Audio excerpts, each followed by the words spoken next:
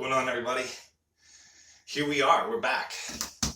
It's Tuesday, the 27th of August. Remember I told you we were going to kind of take some time off in August, and you know what? Thank you. Thank you to all of you guys that stuck around. There was literally just like a couple of people that unsubscribed. That was it. So here we're back. We're going to start trying to do Tuesday reports and Thursday reports. Remember, that's when we film the reports. I'm in the studio today. It's Tuesday right now. I'm filming the report. It will load and air hopefully by Wednesday. Thursday, the same thing. Film on Thursday. It uploads and airs by Friday. We're going to get the season kicked off here. September, October, November is right around the corner, and it's going to be really good with the full lake and the extra water. I mean, the extra water that we got all spring and everything. Having that extra water late in the summer, early fall is going to be huge. A lot of good vegetation has grown, and when we start to turn over this year, which is going to happen probably in the next 4 to 5, 6 weeks, that vegetation is going to mean everything. It's going to change everything. It's going to be a really cool fall. Looking forward to it. All right, so first thing we're going to do is we're going to take about lake conditions. In this public report, remember, we cover lake conditions, some general fishing stuff.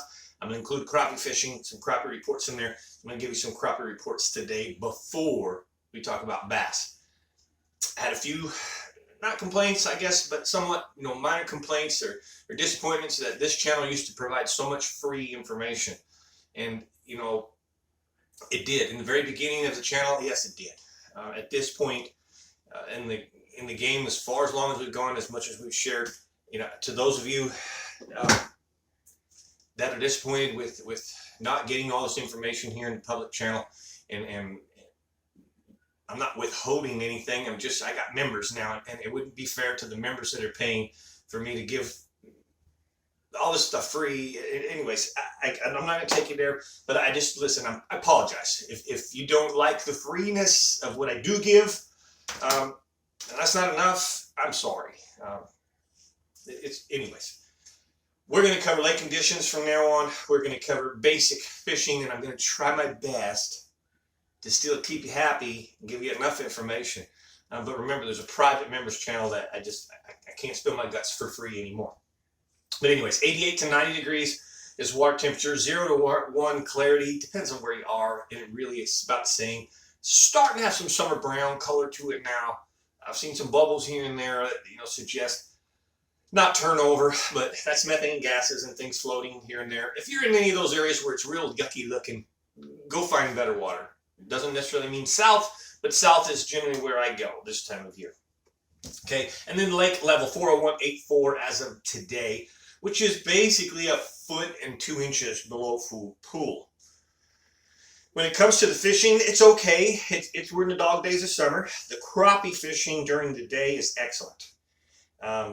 Jackie Wiggins, great guide, great friend of mine. He shares this report every week, the crappie and catfish. And I do give that here publicly. And here it is. The crappie fishing report on Lake Fork, it's really good. Most of the fish are white crappie anyways, are 18 to 28 feet along creek channels in the timber. He's covering a lot of water, finding areas to hold fish. That's the ticket. Move, move, move till you find groups of fish. Lots of single fish on pole timber, which means it's single timbers, and some trees that may have several fish in the branches. But the bigger schools, again, it sounds like they're more on the creeks, channels 18 to 28 feet. Brush piles, bridges, laydowns, stuff like that have been slow the last few weeks. It seems that you'll have to find some kind of structure. Let's see, wait, I'm sorry. He says, it still seems that you have to find structure that hasn't had much pressure. But that's the other thing. Just like bass fishing on Fork, the crappie fishing is really getting high pressure, and they're starting to feel it. So if you can find unpressured fish, that's in your benefit. Also, minnows. He says minnows are working well. A lot of times those high pressured fish, the minnows are the key. Catfish.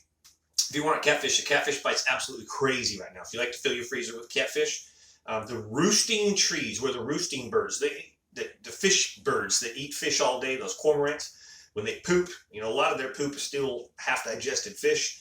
So those roosting trees are really loaded up with fish, especially in the mornings.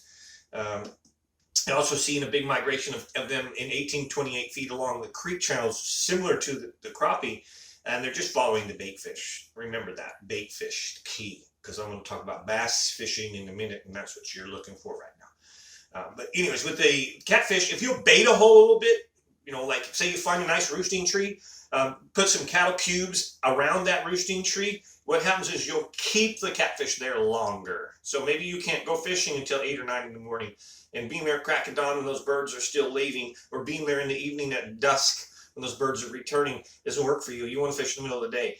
Some cattle cubes the day before, know where some of those trees are, find those birds, and chum. And literally, Jackie's saying you can catch 100 fish in just a few hours right now. They're good eating. That fills the freezer. But bait fish, all right? For me, bass have different habits throughout the year. They like different types of food. But it's always about bait fish, period. All year long, it's about bait fish. I believe throughout the year, again, they like crawfish when the crawfish are molting or during the moon phases, or when the crawfish are first coming out in February, coming out of the hibernation. They love them. They love the gizzard shad when they're spawning. They love the threadfin shad when they're spawning. They love the brim when they're spawning. So they have all these different variations of food that they like throughout the year, and what's available, of course. But there is something about fall and bait fish, shad specifically. The bass really begin to gorge on shad, especially Lake Fork. That's so full of it. It's so full of groups of shad, and they really will. What I call its fall feast. That begins usually once we have the lake turned over. So, that's not happening this week in this report, but I'm preparing you for that. So in retrospect, over the next few weeks, all that you have to do is kind of follow the bait, the big balls of bait. You want big balls now. I don't mean little bit. When you go out on Fork, there's bait everywhere. I mean, go find some massive balls. Big. They're bigger than above the boat. Go find that bait. All right, and start working around those areas. In the trees, in the creeks, in the suspensions, the mouths of the coves, things like that. Find out where that bait is and follow it over the next 4, 5, 6 weeks. You're going to find a lot of suspension for bass because that bait's offshore. You're going to see those bass are sitting in trees in the 10 to 18 foot range, in the trees themselves, big worms, things like that. But the report for this week right now is slow. It's tough. The fishing during the day is tough. Crack of dawn, you can get a few topwater bites here and there. You can run some shallow junk in the backwaters around docks and around deeper docks and wacky worms and trick worms and catch some fish. The big bite, the big fish, the best fight is at night. First light, first hour light, last hour light, and then at night. Nighttime with the night lights, we're just coming off a full moon. That also has a lot to do with it. So the nighttime bite for the big bass on Fork is the best way to go. Your big worms, big spinnerbait, big black spinnerbait, something like that. That's optimum for nighttime fishing on Fork. All right. So guys, again, thank you. Thanks for sticking around and giving me a chance. I work really hard all year long, not just on the water as fishing guide, not just for my sponsors and everything else I do, filming the free public report here. I film the members only, which is a private report, has so much more information. And now that we've added all the other lakes to the members only, that is really beginning to be an awesome channel, the members only channel. If you're interested, look in the description below, click on the link, subscribe over to the members.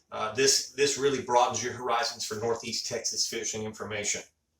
Okay, between that and then the Let's Talk Fishing channel, which is the lessons channel, I got a load and all year long. So it was really nice to take August off pretty much. Thank you for sticking around.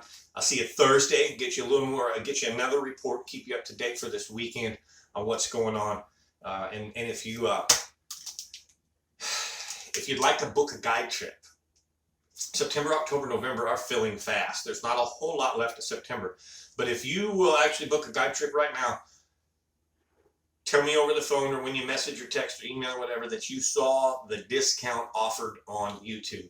And I will give you a considerable discount on booking a guide trip in September, October, November only. One of those 3 months exclusively. But I will give you I will literally give you an eye-opener. You'll say, well, now that's a discount. Holler at me if you're interested in booking. Thanks for watching. I'm Mike McFarland, the Lake Fork Guy.